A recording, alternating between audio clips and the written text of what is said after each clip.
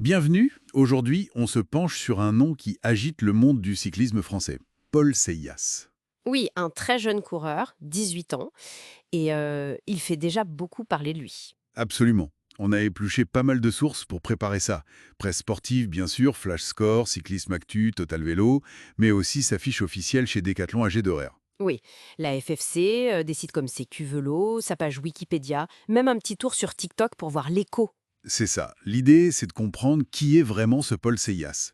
Pourquoi ce terme de phénomène revient sans cesse. Et qu'est-ce qui le rend si spécial, si tôt? Alors, premier point frappant, son âge et sa trajectoire.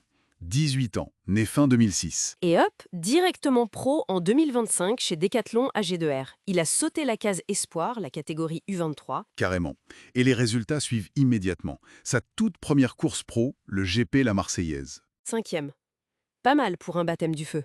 Et ça continue. Deuxième de Paris-Camembert, des podiums d'étape au Tour des Alpes. Le classement par points là-bas aussi. C'est une entrée en matière assez spectaculaire. Et puis, il y a le Critérium du Dauphiné 2025. Là, on change de dimension. Course World Tour, avec les meilleurs. Et il claque un top 10 sur le contre-la-montre. Déjà. Oui, et surtout, cette 10e place à l'arrivée à Combloux, une étape de montagne bien difficile. Il finit tout près d'Evenepoel avec les Cadors.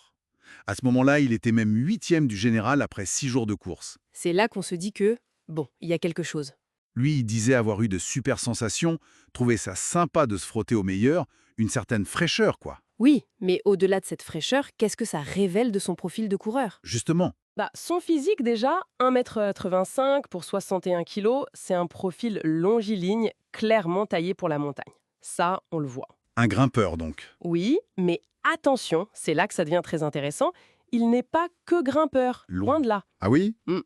Il faut se rappeler de 2024, chez les juniors, champion du monde du contre-la-montre. Le premier Français à faire ça chez les juniors, c'est bien ça? Exactement, avec une moyenne hallucinante, plus de 53 km/h. Il est aussi champion de France junior de la discipline la même année. D'accord. Donc grimpeur et rouleur. Et c'est cette polyvalence qui est extrêmement précieuse dans le cyclisme moderne. Son ancien manager, Anthony Barlet, disait « Il va vite en chrono et il passe les bosses. C'est le profil idéal pour gagner un grand tour. La perle rare, en somme. » Un peu oui. Son palmarès junior le montre bien. Il gagnait Liège-Bastogne-Liège junior, la Classique des Alpes, le Giro de la Lunigiana, des terrains très différents. Il a même été champion de France de cyclocross, j'ai vu ça. Voilà. Et on note aussi dans les sources un gros travail sur l'aspect technique, notamment en chrono, la position, la gestion de l'effort, ce qu'on appelle le negative split. C'est-à-dire finir plus vite que la première partie. C'est ça. Ça montre une approche déjà très pointue, très pro. Il y a une vraie culture du chrono qui se développe. Bon, cette combinaison grimpeur, rouleur, cette précocité, ces résultats, ça explique les grands mots, hein. Phénomène, exception. Oui, les superlatifs ne manquent pas. On lit des comparaisons avec Evenepoel, avec Pogacar, de la trempe d'un Remco et d'un Pogacar.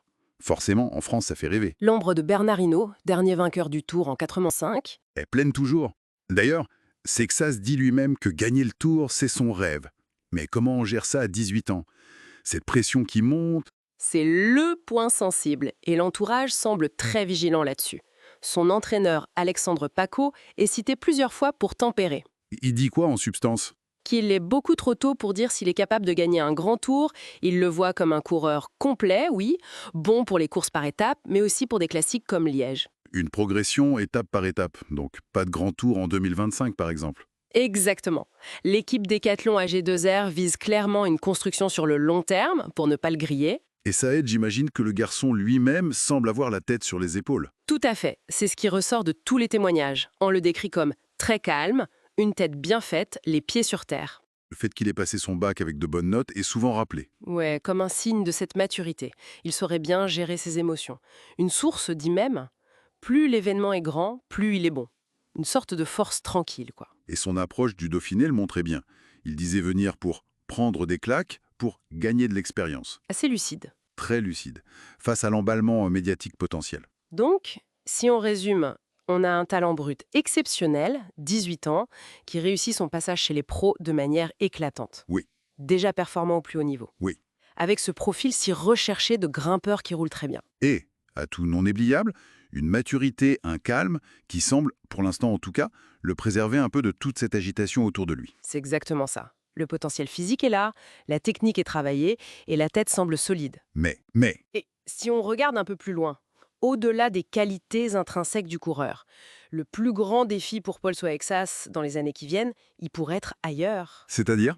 Ben, comment ce jeune homme, qu'on décrit comme si posé, va gérer sur la durée cette pression énorme? Les attentes des médias, du public français, cette quête du successeur de Hinault qui dure depuis 40 ans maintenant, c'est peut-être ça le défi immatériel le plus complexe. Comment naviguer dans cet océan d'attente sans y perdre pied? Une question essentielle, en effet. Ça laisse matière à réfléchir pour la suite de sa carrière.